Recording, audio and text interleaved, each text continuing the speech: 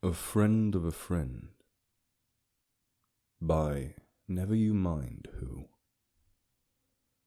I want to tell you about a friend of mine. His name is Isaac. I met him back in college when we were roommates. He was completely obsessed with religion and was a theology major. Yet he described himself as a spiritual agnostic. I guess he's what one might call a seeker. One of those folks who tries to learn everything they can about spirituality in hopes of understanding it. The nightstand by his bed had a leaning tower of books, and over time the stack only grew higher and higher. His studies turned him into somewhat of a walking encyclopedia. Isaac was always spouting off nerdy history facts and sacred scriptures. Anything from the iconography of Hindu deities, the history of the Christian churches, to what medieval peasants used in attempts to ward off vampires. Isaac could quote long memorized passages of various texts, including the Quran and the Bhagavad Gita, entirely without consulting them. He knew a lot about the history of religion and could explain complex theological notions in simple terms. In addition to being an endless source of information, he was a man filled with questions. We had many deep conversations into the night hours. His erratic sleeping schedule even began to affect mine, and caused me to be late for classes on occasion. There was about a month where he thought Buddhism was the one and only true path. Some days he'd be sure that he had found the answer. The next, he'd be stuck in the middle again, and lost. He would sometimes quote the paranormal author Charles Fort, who said, "I conceive of nothing, in religion, science, or philosophy, that is more than the proper thing to wear, for a while." I enjoyed Isaac's company and our talks, so much so that rumors got started about us being in a relationship together, but these weren't true, of course. I sympathized with his plight and his journey of self-discovery. It's a process that a lot of folks go through, especially around this time in their lives. When college ended, we went our separate ways, but we decided to stay in touch. Good friends are something that is hard to come by in this world, and so Isaac and I vowed to still meet up on occasion. In the meantime, I managed to find myself a job, gain new friends, and my life continued. I met up with Isaac one day at his new place. He had moved to a pretty obscure rural location out in the sticks. His home was by an old hiking trail that wasn't even on most maps of the area. Parts of it were rough and even overgrown. His cabin stood solemn in a world of isolation. I walked in to see hordes of books on theology lining the walls, with shelves beginning to buckle under the weight. He had commentaries on the Dead Sea Scrolls, the Book of the Damned by Charles Fort, Words of the Buddha, the Book of Mormon, as well as various texts of mantras and meditation. His long list of books included even some UFO and flying saucer literature. It was good to see him again, but our conversations didn't last long. He seemed to be in something of a hurry, and his speech was noticeably faster than usual. He paced around the room as he told me of the things he had been reading, giving me short summaries of his most recent reads. If I tried to change the subject to something else, he brought it right back to the topic of religion. He had the uncanny ability to steer any conversation to his current form of obsession. I'd seen him get like this before. It usually only lasted a week or two before he'd mellow out again. He told me that he planned to get a job as a lecturer soon. It sounded like something he might be good at, though he did have big problems sticking to a schedule. I told him about my new job, my recent vacation, and some adventures I'd been on with my friends since college. While he respectfully tried to be interested, I could tell his racing thoughts were elsewhere. It wasn't long before he was right back to rattling off all of the information he'd absorbed. He apologized and told me that he had to get back to his studies before cutting the conversation short. I told him that we could meet up again in about a month or so, if he wanted, and he agreed. As I made my exit, I glanced over to see a book titled Flying Saucers, Serious Business, and tried not to smile. It seemed that in his spiritual quest, the net just grew wider and wider. Nothing could have prepared me for what I had discovered on my next visit. I walked through the door to see all of his bookshelves were gone. After welcoming me in, Isaac sat down quietly at his desk. The room was entirely bare, no clutter and no paper. Everything was gone. There was nothing but his bed, his desk, and a lone ceiling fan spinning slowly overhead. "Isaac?" I said with hesitation. "What happened?" "I got rid of everything. I didn't need it anymore." Isaac wore a peaceful expression on his face and was unaffected by my concern or alarm. "Why?" I asked in disbelief. "Because I have the answer now. I'm no longer an agnostic." Isaac was strangely reserved and closed off. He had cooled down considerably from the almost manic demeanor he had upon my previous visit. When I asked what answers he was talking about, he said he couldn't tell me. It wasn't like Isaac to be so tight-lipped about his studies. I'd never seen him behave like this. It was like night and day. He dodged all my questions and told me not to worry about it. Isaac said he no longer had a need for material possessions. "I met a new friend," he said. I was very surprised to hear this. Isaac had always been a bit of a loner. In all the time I had known him, he had no friends other than me. "Did this friend of yours give you the answers?" "I can't tell you anything about them yet." "Them? Is there more than one new friend?" "No, it's just the one," Isaac said, suddenly seeming nervous. He quickly changed the subject and didn't return to this topic for the rest of my visit. I couldn't get any more information out of him, no matter how hard I tried. Being the eccentric that he was, Isaac had never had a cell phone. He always said the government used it to track people. While that is true, not having one is a pretty extreme reaction. He always just told me at the end of our chats when to show up for next time. Our get-togethers were usually every month or so. This time, however, Isaac told me that he wanted to see me just a week later. I found this strange, but given his recent behavior, I was certainly willing to check up on him. After leaving Isaac's place, I couldn't stop thinking about him. I wondered if he had finally lost his mind. Call it jealousy, but I was a tad suspicious of his new friend and what influence they might have on him. That week was the slowest week of my life. I couldn't help but ruminate on my friend and what he might be going through. Finally, I was able to see him again. He opened the door with a rather serious expression.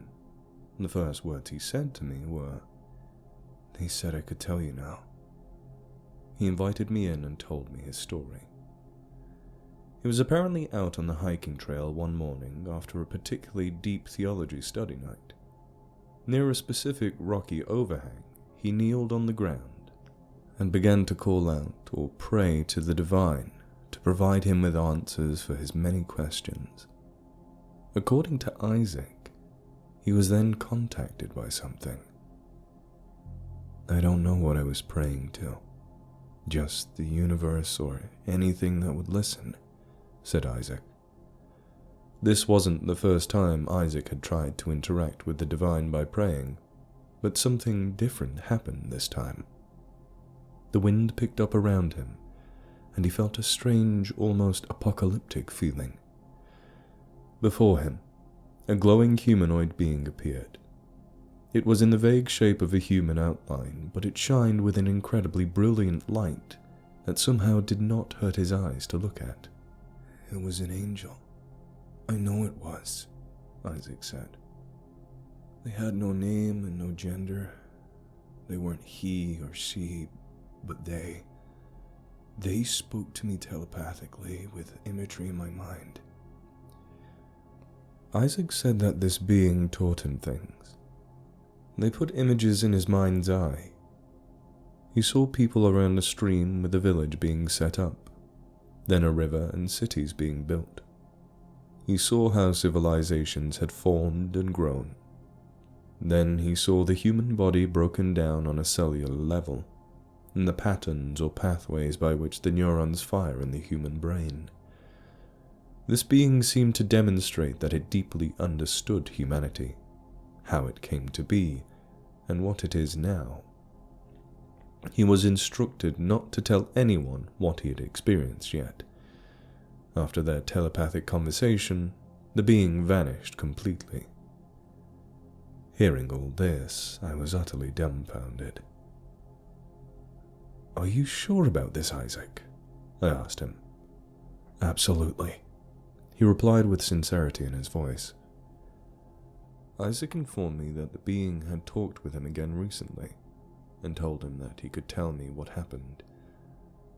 Isaac didn't seem to care whether I believed him or not. It wasn't like Isaac to lie, and the changes in his life seemed undeniable. I felt something had really happened to him, but I wasn't sure what. Isaac was intelligent, but could be a bit naive. I was really worried for him and even considered calling a psychiatrist or getting him to seek some kind of psychological help. I voiced these concerns to him, but it didn't seem to do any good. He wouldn't hear any of it. He told me once again that he wanted me to return for a visit sooner rather than later. He picked a date only a few days away for us to talk again. In the interim, I thought hard about Isaac and his situation. It was disturbing to think what my friend who I cared about could be experiencing. I spent a lot of time looking for help and trying to figure out what to do. I was frightened for him and felt like he might be in danger. I had long suspected Isaac had some sort of mental issues because of his fixations and odd behaviors, but I had never expected that it'd manifest as something like this. He didn't seem to be a threat to himself or others, so I wasn't sure what could be done. I also thought that perhaps this friend of his was a real person who had somehow fooled him into thinking they were some kind of angelic being. Still, in the back of my mind, I wondered if he could be right, and if he actually did encounter something truly unexplainable. On the day of our meeting, I drove up to Isaac's property. Before I could knock on his door, I noticed a piece of lined notebook paper taped to it. The note read the following: "We'll have to postpone your visit. I've gone to meet up with my friend at the trail. Goodbye for now. Isaac." In a panic, I made my way out onto the mountainous hiking trail. I had to get to Isaac before he did something stupid. As I journeyed down the wooded path, I began to sense a strange energy in the environment, a feeling of electricity almost. I came upon a bend in the trail. Just beyond was the rock overhang where Isaac said he met the glowing being. As I approached, I could smell the peculiar scent of ozone carried by the fresh mountain air, as if just after a lightning storm. Suddenly I noticed something moving in the sky towards the area I was walking. Looking upwards, I witnessed a bizarre glowing light flying overhead. I had no clue what it was.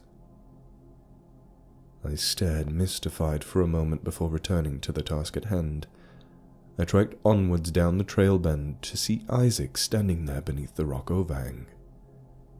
In front of him, I saw a being made entirely out of light in the form of a human silhouette.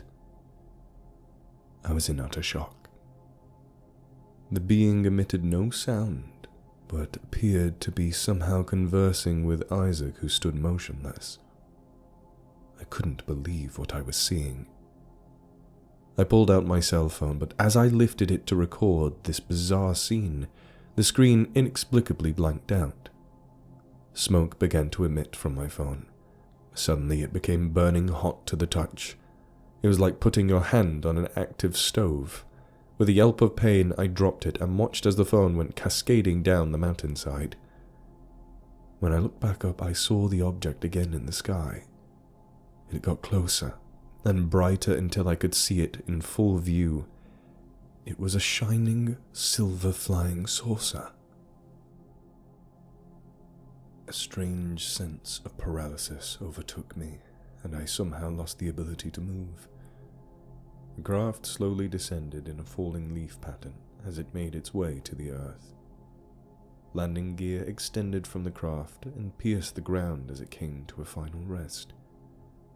A large metal door in the ship swung open as a silver ramp lowered down. From inside the ship, I could see nothing but a glow of white.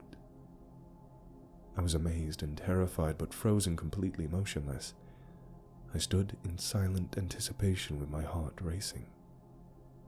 I stared, transfixed, as the glowing figure guided Isaac up the metal ramp and into the open mouth of the ship.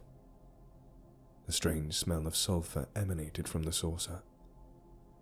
Isaac dutifully walked up behind them and stepped aboard the craft. I couldn't help but feel as if I was watching some kind of suicide. The door slammed shut with a metallic sound. The flying saucer then retracted its landing gear and took off straight upwards into the sky, before disappearing completely out of view. With this, I was broken from my spell of paralysis. I stood there for a moment and simply basked in the sheer terror and majesty of it all, before turning around and running all the way back to my car. I haven't spoken to my friend Isaac in months. I have no idea where he is, but that's okay. I have a new friend now who I've been communicating with. This friend has taught me so much, and at long last they're going to meet with me. They said I was allowed to tell you this story now because so much more is in store for us. I have to go for a hike now. I shouldn't keep them waiting.